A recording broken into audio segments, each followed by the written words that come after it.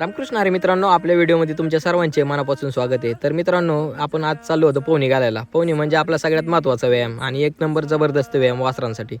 मग काय ही 3 वासरं पुढे धरून चाललो. ह्यो आदत आहे, केवढा आहे डोक्यापेक्षा मोठा माप आहे. केशव आहे वाघोलीवरून आलेला, नंतर स्वराज आणि हा हंटर इंदापूरवरून आपल्याकडे आलेला.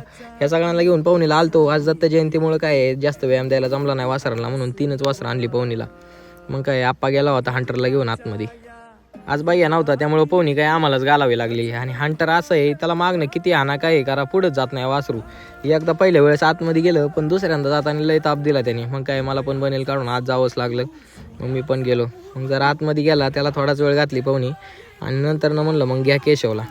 मित्रांनो, लय मोठ्या मापाचा आदत आहे हा, पण काय झालंय त्याला व्यायामाची कमतरता असल्यामुळं त्याला जरा उशीर झालाय सगळं शिकवायला.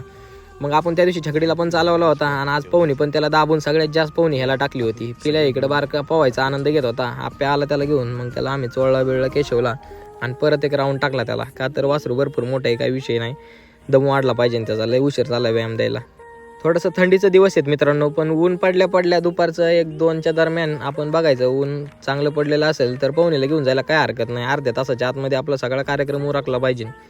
मग केशव झाला. त्यानंतर ना आपल्याकडं जो झेंडूच्या बदल्यात त्यांच्या मालकांनी सांभाळण्यासाठी दिला होता, मग स्वराजला पण पोहणी घालून घेतली. आणि मग नंतर ना आपल्या वैरणीला उशीर झाला होता, त्यामुळे घराकडे निघालो आम्ही. तर मित्रांनो, आपल्या आयडीला फॉलो करा विसरू नका. जय श्रीराम.